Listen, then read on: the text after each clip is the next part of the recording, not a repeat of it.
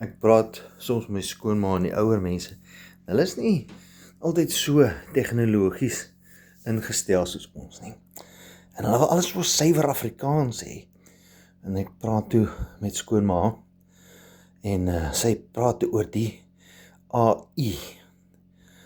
Ek sê, ma, wat is AI? Sy sê, nee, hulle sê vir my, nou hier op die internet sit hulle, nou die AI,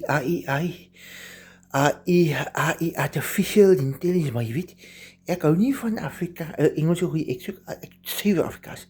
Ek praat nou vir Betsy, nou, wat is die AI se Afrikaanse ding? Betsy sê vir my, sy sê, dis kunsmatige, wat is die woord? Kunsmatige inseminasie. En wie, Betsy se kleinseun, hy neem af hoe hy hierdie kunsmatige inseminasie doen.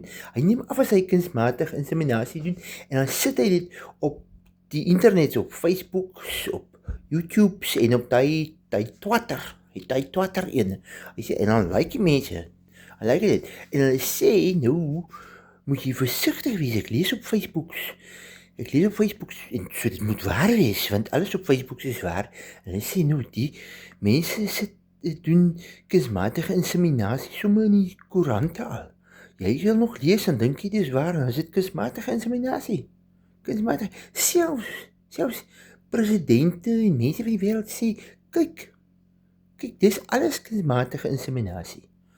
As jy dink nog dit word so gedoen, dan is dit kunsmatige inseminasie.